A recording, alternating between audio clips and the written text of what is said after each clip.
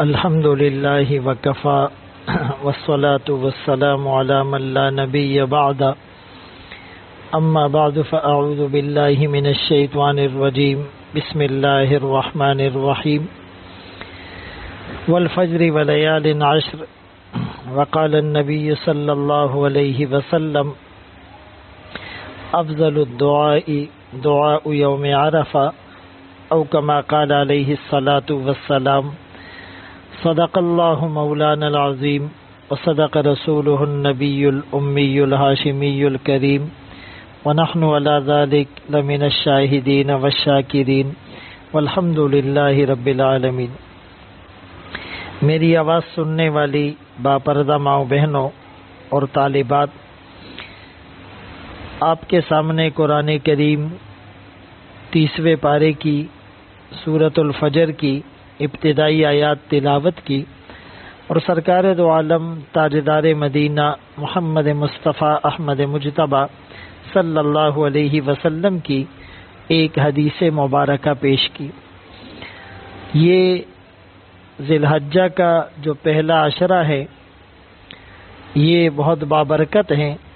مفسرین نے لکھا ہے کہ اللہ کریم نے ان آیات میں فجر کے وقت کی قسم کھائی، ولیال عشر اور 10 راتوں کی قسم کھائی۔ جمہور مفسرین کے نزدیک ان 10 راتوں سے مراد ذی الحجہ کی 10 راتیں ہیں۔ موسیٰ علیہ السلام سے اللہ نے وعدہ کیا کہ 30 دن کا روزہ رکھ کر آؤ گے تو میں ہم کلامی کے شرف بخشوں گا۔ پھر 10 دن بڑھا دیے گئے، 40 دن کا وعدہ ہوا۔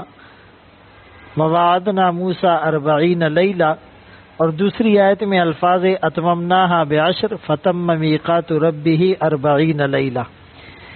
تو 40 دن کے روزہ رکھنے پر اللہ نے ہم کلامی کے شرف بخشا۔ مفسرین کے نزدیک وہ 30 دن ذیقات کے مہینے کے تھے اور 10 دن یہی ذی الحجہ کے ابتدائی 10 دن پہلا عشرہ تھا۔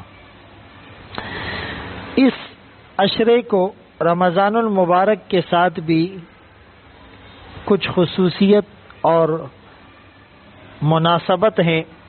جیسے رمضان کا مہینہ بابرکت ہے، ویسے ہی ذی الحجہ کا مہینہ بھی بابرکت ہے۔ رمضان المبارک میں روزے فرض کیے گئے اور ذی الحجہ کے مہینے میں حج صاحب استطاعت اور نصاب پر فرض کیا گیا۔ رمضان المبارک میں قرآن کریم کا نزول ہوا اور ذی الحج کے مہینے میں احکامات قرآنی کی تکمیل ہوئی۔ رمضان المبارک کے اخیر عشرے میں شب قدر کو تلاش کرنے کا حکم دیا گیا۔ شب قدر آخری عشرے میں قسمت والوں کو نصیب ہوتی ہیں۔ وہ رات لیلۃ القدر خیر من الف شہر، جو 1000 مہینوں سے زیادہ بہتر ہے۔ رمضان کے اخیر عشرے میں شب قدر کو رکھا گیا اور ذی الحجہ کے پہلے عشرے کی ہر رات کو شب قدر کے برابر قرار دیا گیا۔ فرمایا اس عشرے کے ہر دن روزہ رکھنے پر 1 سال کے روزوں کا ثواب ملتا ہے اور ہر رات کی عبادت پر شب قدر کی عبادت کا ثواب ملتا ہے۔ رمضان المبارک میں بھی جہنم سے جہنمیوں کو چھٹکارا ملتا ہے اور اس عشرے کی جو 9 تاریخ ہیں، 9 ذی الحج جس کو یوم عرفہ کہا جاتا ہے، اس میں بھی بے شمار لوگوں کو جہنم سے آزادی کا پروانہ دیا جاتا ہے۔ رمضان المبارک میں بھی خصوصی رحمت کا نزول ہے۔ پہلا عشرہ رحمت، درمیانی عشرہ مغفرت اور آخری عشرہ عتق من النار، آگ سے خلاصی کا ہوتا ہے۔ اور ذی الحجہ کے اس پہلے عشرے میں بھی رحمت اور مغفرت کی برسات ہوتی ہے۔ رمضان المبارک کا قرآن میں تذکرہ ہے اور عشرہ ذی الحجہ کا بھی قرآن میں تذکرہ ہے۔ رمضان المبارک میں صدقہ فطر دے کر غریبوں کی مدد کی جاتی ہے، اعانت ہوتی ہے، دستگیری ہوتی ہے۔ ذی الحج کے اس پہلے عشرے میں 10 ذی الحجہ کو قربانی کے ذریعے سے اس کا گوشت فقراء میں تقسیم کر کے ان کی امداد اور اعانت کا سامان ہوتا ہے۔ رمضان المبارک کے بعد انعام کے طور پر، خوشی کے طور پر عید الفطر نصیب کی جاتی ہیں، اور عشرہ ذی الحجہ میں بھی عبادت اور ریاضت کے انعام کے طور پر عید الاضحیٰ کا تحفہ ملتا ہے۔ تو اتنی مناسبت، اتنی موافقت شاید ہی رمضان المبارک کے ساتھ کسی دوسرے ایام کو حاصل ہو جو عشرہ ذی الحج کو حاصل ہیں۔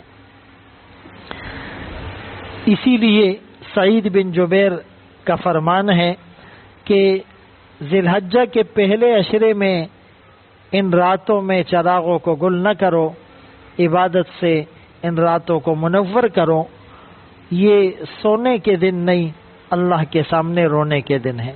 حکیم بن حزام اپنے 100 اونٹوں کو اور 100 غلاموں کو لے کر میدان عرفات میں حاضر ہوتے، یوم عرفہ 9 ذی الحجہ کو اور 10 ذی الحجہ کو مینا میں ان 100 غلاموں کو آزاد کرتے، ان 100 اونٹوں کو راہ خدا میں قربان کرتے، اور پھر زاروں قطار رو کر کہتے تھے، اے اللہ، میں نے ان غلاموں کو آزاد کیا، ہم بھی آپ کے غلام ہیں، ہمیں بھی جہنم سے آزادی عطا فرما۔ اسی 9 ذی الحجہ کے یوم عرفہ کے روزے کو بہترین روزہ قرار دیا گیا۔ فرمایا یکفر سنتین ماضیہ و مستقبلہ، 1 سال پچھلے اور 1 سال اگلے گناہ معاف ہو جاتے ہیں۔ احتسب علی اللہ، فرمایا میں اللہ سے پوری امید رکھتا ہوں کہ 9 ذی الحج یوم عرفہ کے روزہ رکھنے پر اللہ 1 سال پچھلے اور 1 سال آئندہ کے گناہوں کو معاف فرمائیں گے۔ اور فرمایا افضل الدعاء دعاء یوم عرفہ، بہترین دعا جو یوم عرفہ کو میدان عرفات میں مانگی جائے۔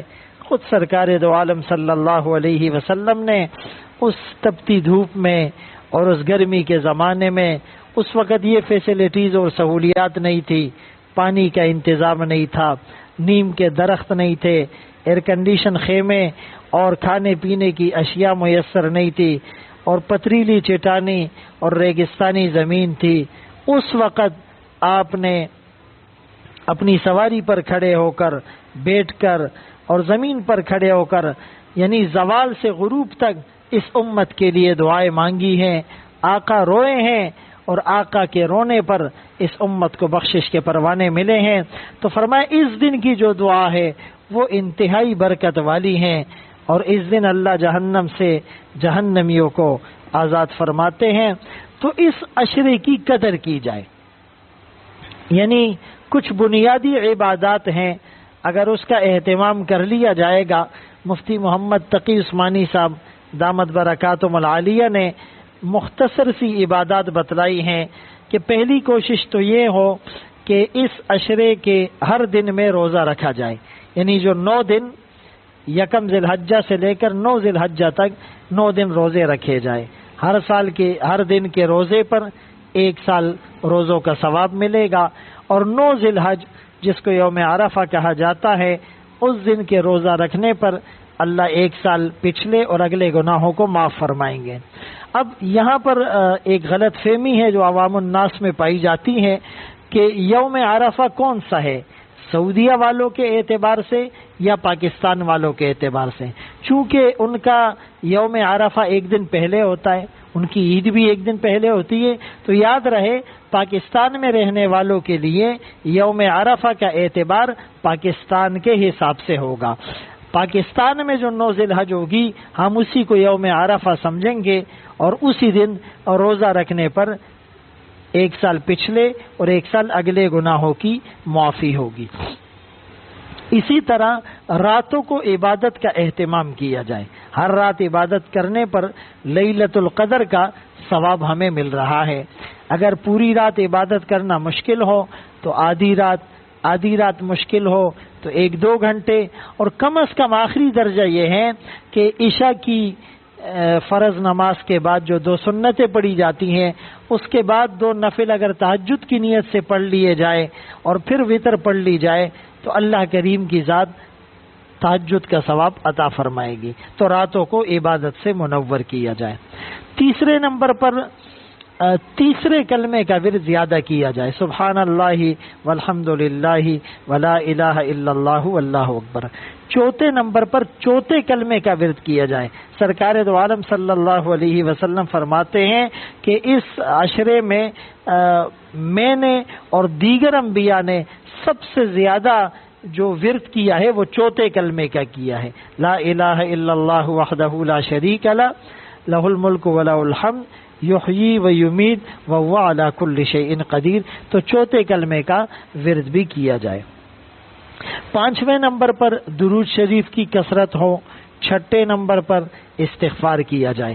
درود شریف میں درود ابراہیمی پڑھا جا سکتا ہے یا جزا اللہ عنا سیدنا محمد ما هو اہلو یہ پڑھا جا سکتا ہے, یا اللہم صلی علی محمد النبی الامی وعلی آلہ وبارک وسلم یہ درود پڑھا جا سکتا ہے, یا صلی اللہ علی محمد صلی اللہ علیہ وسلم بھی پڑھا جا سکتا ہے.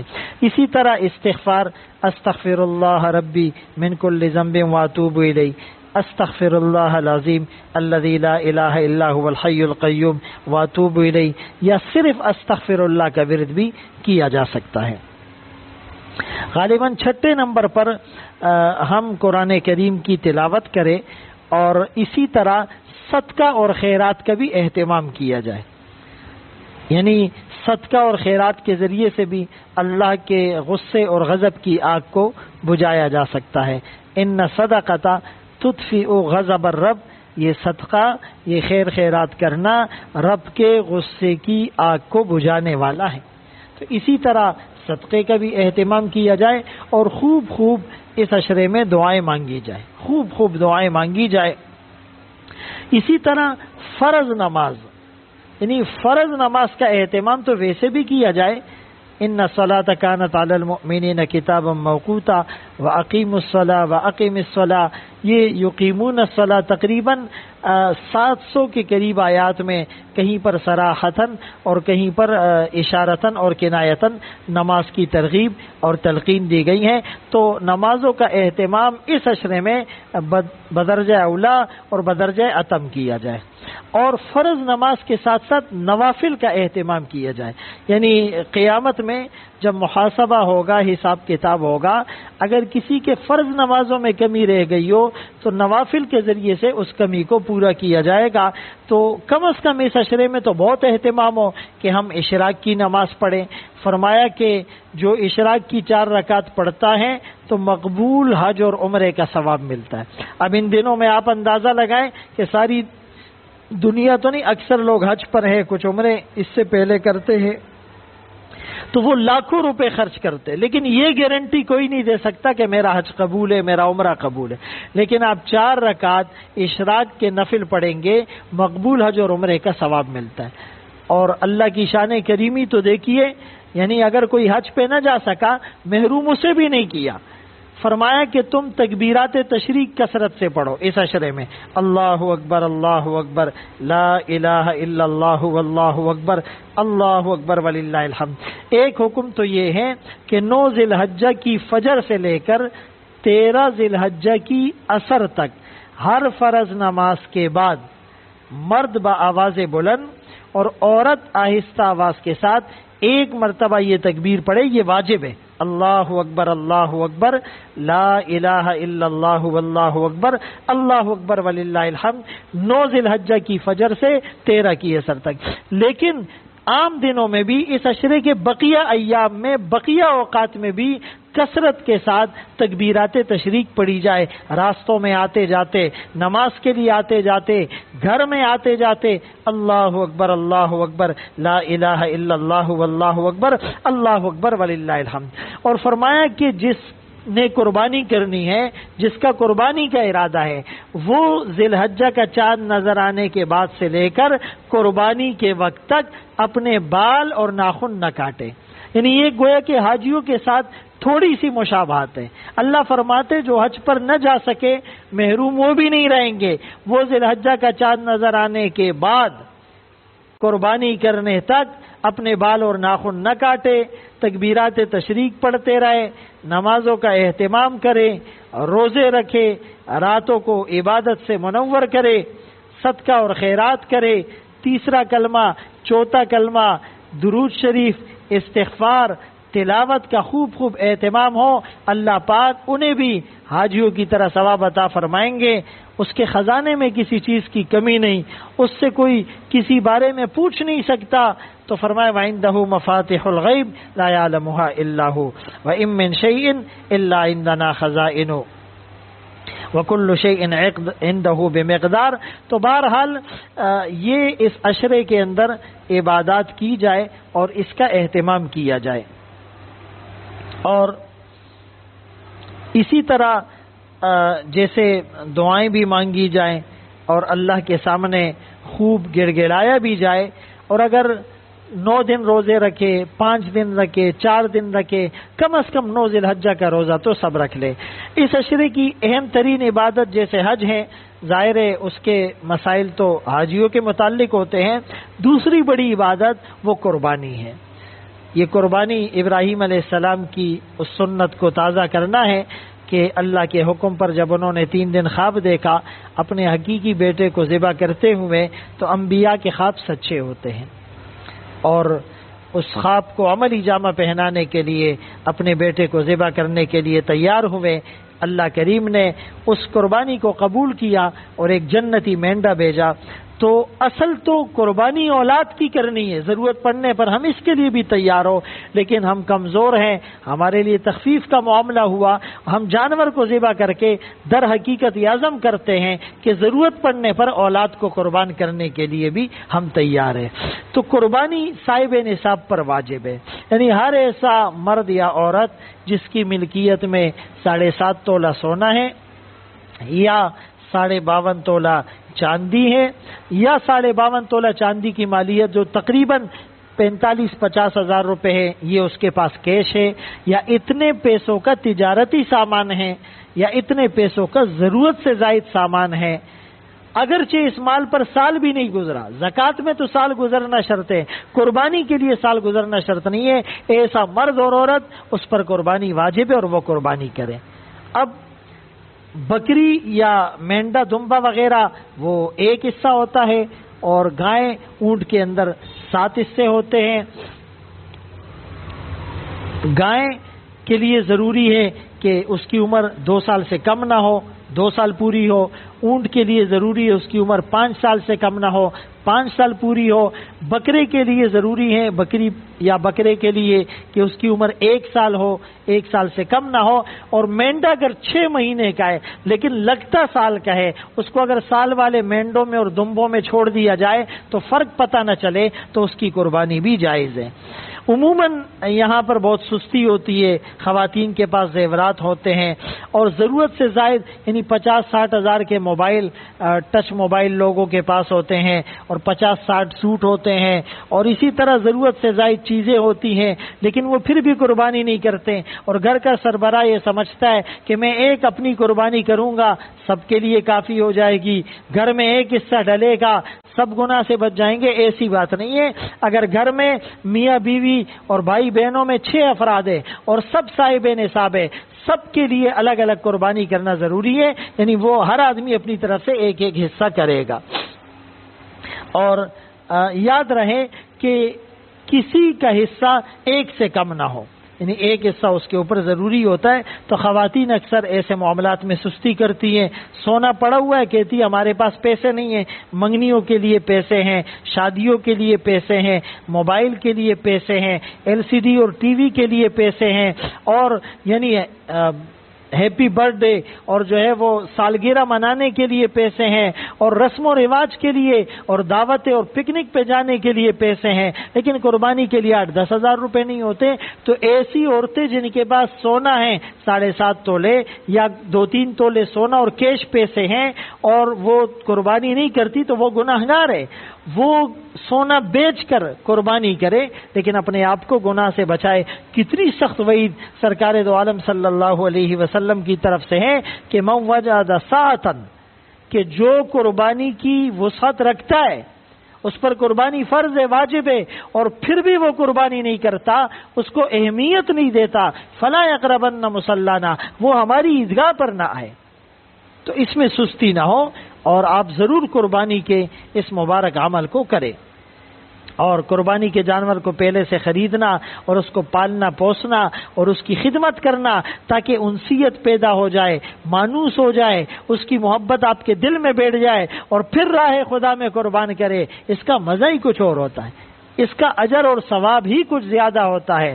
تو صحابیات تو اپنی قربانی کے موقع پر خود موجود ہوتی تھی. اگر عورتیں بھی قربانی کر رہی ہے تو وہ کھڑکی وغیرہ سے کم از کم پردے میں دیکھ لے اپنی قربانی کو ذبح ہوتے وقت. اور قربانی کے گوشت کو محبت کے ساتھ کاٹنا اور صاف کرنا اور پکانا اور کھلانا، یہ بہت اجر کی بات ہے. قیامت کے دن یہ قربانی کا جانور تولا جائے گا، اس کے سینگ کو، اس کے کھروں کو، اس کی لید اور پیشاب کو، اس کے گوشت اور خون کو، اور قربانی کرنے والے کو بہت اجر دیا جائے گا. اللہ اکبر کبیرہ، یہ معمولی عبادت نہیں ہے.